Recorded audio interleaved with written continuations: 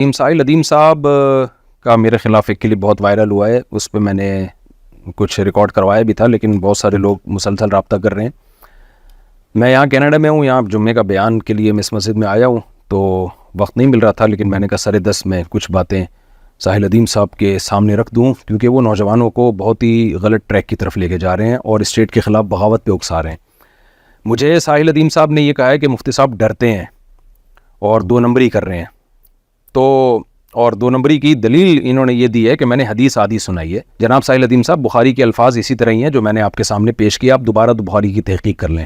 تو بخاری میں الفاظ ہیں اسمعوا واطیعوا ولو استعمل علیکم رجل حبشی، کہ تم پر حبشی غلام بھی مسلط کر دیے جائے نا تو تم نے اطاعت کرنی ہے۔ آپ نے باقی یہ جو بات کی ہے کہ بعض حدیثوں میں اس طرح کے الفاظ آتے ہیں ما اقاموا فیکم الدین، جب تک دین قائم رکھیں یا کتاب اللہ پر فیصلہ کریں، تو اور پھر اس سے آپ نے یہ ثابت کرنے کی کوشش کی ہے کہ اگر حاکم وقت کتاب اللہ کے خلاف ہمیں آرڈر دے گا تو ہم نے اس کی اطاعت نہیں کرنی۔ تو کس بے وقوف نے کہا ہے کہ حاکم وقت اگر قرآن و سنت کے خلاف فیصلہ کرے تو بھی آپ نے اس کو فالو کرنا ہے؟ آپ نے یہ الزام ہمارے اوپر لگایا کیوں ہے؟ جب آپ میں لڑنے کی طاقت ہو تو آپ ضرور لڑیں، اور جب آپ لڑنے کی طاقت آپ میں نہیں ہے تو بند کمرے میں بیٹھ کے لوگوں کو اسٹیٹ کے خلاف بغاوت میں مت اکسائیں۔ جو نوجوان آپ کو فالو کریں گے نا، ایجنسیاں اٹھا کے ان کی چمڑی ادھیڑ دیں گی اور آپ بیٹھے ہوئے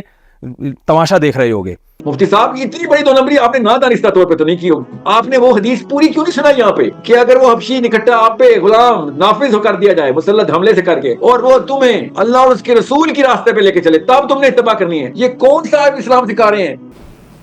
السلام علیکم ورحمۃ اللہ وبرکاتہ۔ ناظرین، ابھی ریسنٹلی آپ نے مفتی طارق مسعود اور ساحل ادیم کے آپس میں جو ایک مکالمے ہوئے ہیں ان کو ضرور دیکھا ہوگا، سنا ہوگا۔ یہ آج کا مسئلہ نہیں ہے، کافی عرصے سے یہ مسئلہ جو ہے ہمارے سامنے ہے کہ جب بھی ہم یہ بات کرتے ہیں کہ ہمیں دین کا نفاذ اس پاکستان میں کرنا ہے، دین کو غالب کرنا ہے، تو اس وقت کچھ ریلیجس اسکالرس کی طرف سے یہ بات آتی ہے اور یہ حدیث کوٹ کی جاتی ہے کہ اور یہ حدیث جو ہے صحیحین کے اندر ہے، اور بلکہ ایک حدیث نہیں ہے، ملٹیپل احادیث ہیں، جس کا میسج بڑا کلیئر ہے کہ اگر حکمران جو ہیں وہ تم پہ ظلم کر رہے ہیں تو تم ان کے ظلم پر صبر کرو، لیکن ان کی اطاعت سے ہاتھ نہ کھینچو، یعنی ان کی اطاعت تم نے لازمی کرنی ہے۔ تو یہی معاملہ ہوا کہ جب ساحل ادیم صاحب ایک سیشن کے اندر ایک کویشچن کے جواب میں یہ وضاحت کر رہے ہیں کہ یہ حدیث پوری نہیں سنائی جاتی۔ بیسیکلی وہ حدیث جو تھی وہ صحیح مسلم کی صحیح بخاری میں بھی ہے اور صحیح مسلم میں بھی ہے۔ صحیح بخاری کا جو ورژن ہے وہ پیش کیا گیا تھا ان کے سامنے، جس کے اندر یہ الفاظ تھے کہ اگر تمہارے اوپر جو ہے ایک کان کٹا حبشی بھی جو ہے امیر مقرر کر دیا جائے تو تم نے اس کی اطاعت کرنی ہے۔ تو ساحل ادیم صاحب نے اس کے جواب میں کہا کہ یہ حدیث پوری کیوں نہیں سنائی جاتی، اور انہوں نے پھر بتایا کہ اس کے اندر یہ بھی لکھا ہوا ہے کہ اگر وہ اللہ کی کتاب کے مطابق فیصلہ کرے۔ تو یہ بات ان کی درست ہے کہ صحیح بخاری کی حدیث، یہ ایک تو حدیث یہی ہے کہ جس کے اندر صرف حبشی کا ذکر ہے، لیکن دوسری حدیث یہ بھی موجود ہے جس کے اندر یہ شرط بھی ہے کہ اگر اللہ کی کتاب کے مطابق وہ فیصلہ کرے۔ تو ساحل ادیم صاحب نے اس کی وضاحت کی کہ یہ غلط ہمیں حدیث کوٹ کی جاتی ہے یا پوری حدیث کوٹ نہیں کی جاتی، جس کی وجہ سے جو ہے کنفیوژن پیدا ہوتی ہے ہمارے اندر۔ خیر، اس کے جواب میں مفتی طارق مسعود صاحب نے ایک ویڈیو اپلوڈ کی ہے اپنے چینل کے اوپر۔ انہوں نے اس کی وضاحت دی کہ یہ بات بالکل درست ہے، وہ اس بات کو وہ درست مانتے ہیں، یعنی انہوں نے ساحل ادیم صاحب کی بات کی تصدیق کی کہ بالکل وہ حدیث کا ویریئنٹ بھی ہے۔ اصل میں یہ 2 حدیث ہیں لیکن الفاظ ملتے جلتے ہیں، لیکن جو ہے کہ ویریئنٹس ڈفرینٹ ہیں حدیث کے۔ ڈیفینیٹلی حدیث کا معاملہ ایسے ہی ہے نا کہ الفاظ کے تھوڑا بہت جو ہے اختلاف ہوتا ہے، لیکن اس میں بہت سے پھر جو روایات ہیں وہ ہوتی ہیں، یعنی ایک ہی حدیث جو ہے وہ ملٹیپل راویوں سے آتی ہے۔ تو اس میں بعض حدیث کے اندر کچھ الفاظ ہوتے ہیں، بعض کے اندر جو ہے تھوڑے سے مختلف الفاظ ہوتے ہیں۔ تو دونوں احادیث صحیح حدیثیں ہیں، لیکن یہ ہے کہ اصل بات یہ ہے کہ کانسیپٹ کیا ہے جو لوگوں کے سامنے آپ رکھ رہے ہیں۔ تو خیر، مفتی طارق مسعود صاحب نے بھی یہ بات واضح کی کہ ہم بھی اس بات کو مانتے ہیں کہ اگر حاکم جو ہے وہ اللہ کی کتاب کے مطابق فیصلہ نہیں کرتا تو پھر اس کی اطاعت نہیں کرنی، لیکن اگر وہ اللہ کی کتاب کے مطابق فیصلہ کرتا ہے اور ظالم بھی ہے تو اس صورت میں اس کی اطاعت کو نہیں چھوڑنا۔ تو یہ ان کا وضاحتی بیان تھا جو اس کے اوپر آ گیا۔ خیر، بات لیکن اتنی سادہ نہیں ہے، یعنی یہ بات ہم جانتے ہیں اچھے طریقے سے کہ پاکستان کے اندر جو کانسٹیٹیوشن ہے وہ تو اسلام کی بنیاد پر ہی ہے. پاکستان کے جو کانسٹیٹیوشن میں قرارداد مقاصد کو اب ایک باقاعدہ آئین کا حصہ جو ہے بنا دیا گیا ہے. 2A جو کلوز ہے اس کے اندر اس کو ریفر کیا گیا ہے, اور یہ بات بالکل واضح طور پہ جو ہے قرارداد مقاصد میں لکھی جا چکی ہے کہ یہاں پر حاکمیت مطلقہ جو ہے وہ اللہ تعالیٰ کے پاس ہے. تو اور یہ بھی بات آگے جا کے آئین کے اندر موجود ہے کہ no legislation would be done repugnant to the قرآن اینڈ سنہ, یعنی قرآن و سنت سے منافی کوئی یہاں پہ قانون سازی نہیں ہوگی. لیکن اس سب کے باوجود ہم دیکھتے ہیں کہ بہت سے قوانین ایسے ہیں جو کہ اسلام کے برخلاف ہیں, اور بہت سے ایسے قوانین جو ہے گاہے بگاہے جو ہے وہ پارلیمنٹ کے ذریعے سے یا سینٹ کے ذریعے سے پیش کیے جاتے ہیں جس میں اسلام کے خلاف بات ہوتی ہے. تو اب اس پر یعنی کیا ایکشن ہونا چاہیے سوسائٹی کا؟ اگر تو واقعی یہ انڈرسٹینڈنگ ہو, جیسا کہ مفتی طارق مسعود صاحب وضاحت دے رہے ہیں کہ یہ بات واضح کی گئی ہے علماء کی طرف سے, تمام پاکستان کے جو مسلمان ہیں ان کے سامنے یہ بات واضح کر دی گئی ہے کہ بھئی یہ بات غلط ہے, اسلام کے خلاف اگر کوئی بات ہوگی تو ہم اس کے خلاف جو ہے وہ کھڑے ہوں گے. تو پھر یہ کیسے ہو گیا کہ یہ اس طرح کے احکامات جو ہیں وہ پاس بھی ہو جاتے ہیں اور وہ امپلیمنٹ بھی ہو جاتے ہیں, جبکہ ہم وہی یہ علماء ہی ہیں کہ جب انہوں نے توہین رسالت کے حوالے سے ایک حساسیت کریٹ کی تو اس میں ہم دیکھتے ہیں کہ ذرا سی بات بھی اگر کوئی حکمران طبقات کی طرف سے ہوتی ہے تو فوراً اس کے خلاف ایکشن لیا جاتا ہے اور پورا جو ہے عوام کا ایک جمع غفیر کھڑا ہو جاتا ہے. تو کہیں نہ کہیں تو کوئی غلطی ہے نا جس کی طرف ساحر الدین صاحب جو ہے وہ اشارہ کر رہے ہیں. ٹھیک ہے, وہ الگ بات ہے کہ ساحر الدین صاحب کا انداز جو ہے بہتر ہو سکتا ہے, وہ جو ہے تھوڑے سختی کے ساتھ بات کرتے ہیں, یہ اپنی جگہ پر ایک مسئلہ ہے, اچھے اخلاق کے ساتھ ہی بات کرنی چاہیے, ہم ان کی اس بات کی تو تائید نہیں کرتے, لیکن وہ جو مسئلہ آئیڈینٹیفائی کر رہے ہیں وہ مسئلہ تو موجود ہے نا.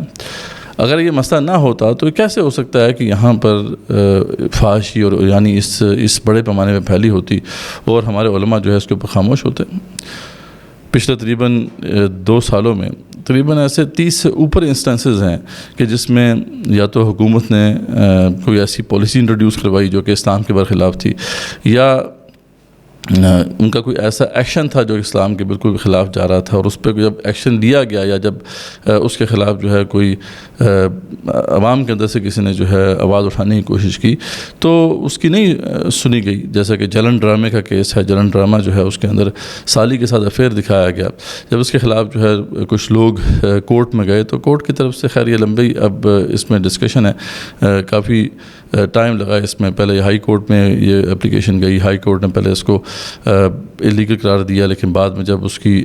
جو ریویو جب اس کے اوپر جو ہے پٹیشن سپریم کورٹ میں دی گئی تو سپریم کورٹ کا فیصلہ آ گیا اس کے اوپر کہ ہم جو ہے اس کو غلط نہیں سمجھتے, بلکہ فحاشی کی ڈیفینیشن جو ہے وہ معاشرے کے اندر جو موجود ٹالرنس لیول ہے اس کے مطابق آپ کو کرنی چاہیے. اب یہ اتنا بڑا حملہ ہے اسلام کے کانسیپٹ آف طہارت اور اسلام کے کانسیپٹ آف فحاشی کے حوالے سے, لیکن ہم دیکھتے ہیں کہ کسی نے کوئی اس کے اوپر ایکشن نہیں لیا. یہ علماء کہاں بیٹھے تھے؟ علماء نے یہ ایسی حساسیت کریٹ ہی نہیں کی کہ سوسائٹی اس کے حوالے سے اتنی حساس ہو کہ وہ کھڑی ہو جائے. تو اس طرح کے بہت سے انسٹنسز ہیں, بہت سے ایسے معاملات ہوئے, لیکن یہ کہ بہت کم ہیں جو لوگ جو اس کے اوپر کھڑے ہوتے ہیں. تو یہ بات صرف کہہ دینا مفتی طارق مسعود صاحب کی طرف سے کہ ہم تو اس کی مخالفت کرتے ہیں, اور اگر آپ صحیح طریقے سے اس کی مخالفت کریں اور ہم آپ کے ساتھ ہیں, ہم آپ کا ساتھ دیں گے, لیکن ایک بات کہنے کی ہے بس. اس طرح کے بہت سے مسائل ہیں جو کہ پاکستان کے اندر چل رہے ہیں, لیکن اس کے اوپر جو مذہبی طبقہ ہے اس کی طرف سے کوئی آواز بلند نہیں کی جاتی, یا ایک چھوٹی سی آواز جو ہے نحیف سی آواز ہوتی ہے, کوئی ایکشن نہیں لیا جاتا. صحیح معنوں میں دیکھا جائے تو علماء کے اندر کوئی ایسی تحریک بھی موجود نہیں ہے کہ جو ان معاملات کے اوپر کھڑی ہو, اور جیسے ہی اگر اس طرح کے سامنے کیسز آئیں تو وہ سٹینڈ لے. وہ سٹینڈ لینے والا معاملہ ان کے اندر موجود نہیں ہے. ہاں, توہین رسالت کا مسئلہ ہوتا ہے تو ان کے اندر جماعتیں بھی موجود ہیں اور آرگنائزیشنز بھی موجود ہیں, وہ اپنا پورا جو ہے وہ ایکشن لیتی ہیں, لیکن اس طرح کے بہت سے مسائل ایسے ہیں جن کے اوپر جو ہے ہماری جو یہ مذہبی قیادت ہے وہ خاموش تو نہیں رہتی. ٹھیک ہے, کچھ بات ضرور کر دیتی ہے, یہاں پہ اب میں نے اپنے جمعے کے خطبے میں یا کہیں اور کسی ویلاگ میں بات کر دی, لیکن یہ کوئی اس کے اوپر ایکشن نہیں لیا جاتا. تو بہرحال ساحر الدین صاحب کی یہ بات درست ہے, ہمیں اس اہم ایشو کی طرف توجہ دلانی چاہیے, اور ہمیں جیسا کہ ساحر الدین صاحب کہتے ہیں کہ اپنے نوجوانوں کو اس طرح ٹرین کرنا ہے کہ وہ پھر ان علماء کو جو ہے ان کا محاسبہ کریں کہ آخر آپ کیوں اس والے سے اتنے خاموش ہو کے بیٹھے ہیں. یہاں پر سود کے والے سے آپ دیکھ لیں کہ ڈیسیژن آ چکا ہے, فیڈرل اسٹیٹ کورٹ کا ڈیسیژن آ چکا ہے کہ سود جو ہے وہ غیر اسلامی غیر شرعی ہے, لیکن اس کے اوپر وہی جو ایک تماشا ہے جو یہاں پہ چل رہا ہے کہ ایک ریویو پٹیشن ڈال دی گئی ہے جس کی وجہ سے جو ہے کیس چلا گیا ہے سپریم کورٹ کے شریعت اپلیٹ بینچ میں. اب شریعت اپلیٹ بینچ جو ہے بنتا ہی نہیں ہے, اس میں ہیئرنگ ہی نہیں ہوتی. آخر سپریم کورٹ ایک آئینی ادارہ ہے, وہ اپنی آئینی ذمہ داری کیوں ادا نہیں کرتا؟ اور اگر وہ نہیں کر رہا اور اتنا بڑا مسئلہ ہے, یعنی اللہ اور اس کے رسول صلی اللہ علیہ وسلم کے خلاف جنگ ہے, اگر ہم سودی کاروبار کو بند نہیں کرتے, اتنا بڑا مسئلہ ہے, اس کے اوپر ہمارے علماء کہاں پہ ہیں؟ کہیں پہ تو ان کو ہونا چاہیے. فحاشی اور یعنی کتنی پھیل چکی ہے, اس کے اوپر علماء نے کیا ایکشن لیا؟ تو اصل بات یہ ہے کہ کوئی ایکشن کمیٹی, کوئی ایکشنیبل یعنی کوئی ایکشن لینے والی کوئی ایسی جماعت یا تحریک تو ان کی موجود ہی نہیں ہے. تو ایک کوئی ایسی ایکشن کمیٹی, کوئی ایسی تحریک یا ایسا ان کا ونگ ہو جو ان معاملات کے اوپر ایکشن لے, تو پھر ہم بھی بات کہیں کہ بالکل بات درست ہے. رہی بات جو دوسری ایک اہم